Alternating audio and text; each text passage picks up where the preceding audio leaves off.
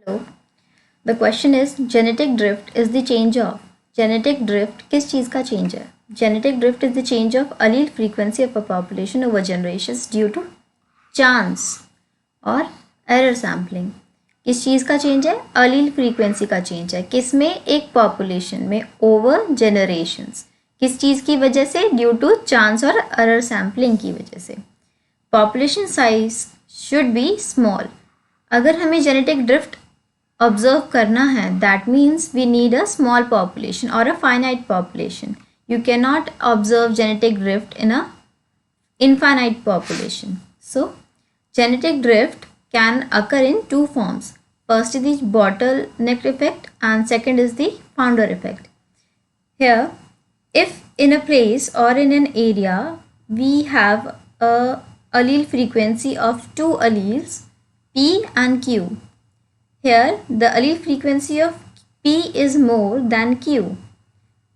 But due to some natural calamity, if the allele frequency of P alleles gets reduced or the organisms which are having the P alleles get died, and this results in the lesser allele frequency of P allele in the remaining population. So you can see that here in the remaining population the allele frequency of Q is more than P. You can, and this change in the allele frequency, it has occurred suddenly. That means it is a drastic change. So this type of allele frequency change is known as bottleneck effect. And in another form of genetic drift, you can say that if in a population we are having P and Q alleles, but due to some reason there occurs a splitting of this population into two groups. The smaller groups gets migrated to the new area and becomes the founder of a new population in the new area. And after accumulating some other variations, they become the new population, or it may end into a new species.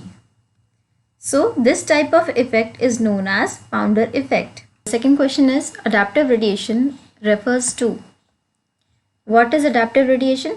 Adaptive radiation is the formation of number of species from a single common ancestral species. This occurs during fast evolution because of adaptations developed by these species with respect to the abundant exploitable resources present within a ecological opportunity. For example, in case of Darwin finches, you can observe that the size and shape of the beak of the Darwin finches in the Galapagos Island was varying because of the availability of different eatable resources. For example, insects, seeds, fruits, etc. And another example is the mammalian limbs. You can see the mammalian limbs according to the requirement they got adapted in the various forms. For example, for running, for climbing, for swimming, for flying. So this is an example of adaptive radiation. According to the requirement, these organisms get adapted to the new ecological opportunity as well as due to the abundant exploitable resources. This type of radiation in the number of species is known as adaptive radiation, since the force which is causing this formation or the radiation is the adaptation. The third question is, which one of the following statement is correct? The first statement is stem cells are specialized cells. No, the stem cells are not specialized. They are unspecialized cells which have the capacity to form any of these specialized cells. Okay. Only in the appropriate conditions these stem cells can develop these specialized cells. So these stem cells are required to replace the damaged specialized cells. There is no evidence of the existence of gills during embryogenesis of mammals. This statement is also incorrect because if we observe the embryogenetic stages of mammals, then you can easily observe the presence of rudimentary gills during the initial stages of the embryo. The third statement is all plants and animal cells are totipotent. This statement is also incorrect because totipotency is the ability of the cells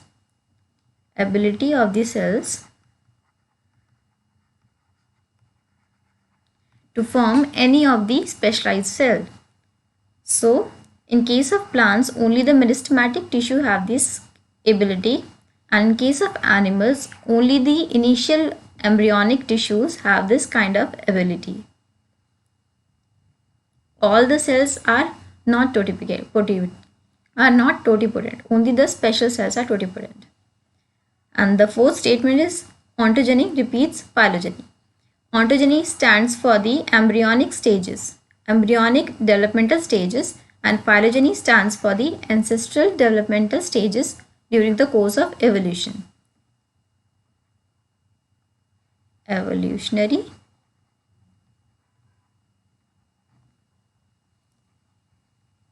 stages of the ancestors. But ontogeny is the embryonic developmental stages.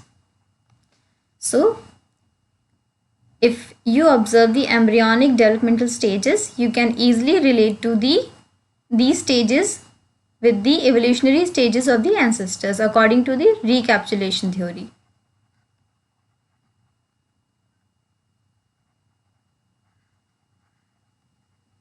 So this statement is correct. I hope this have answered your question.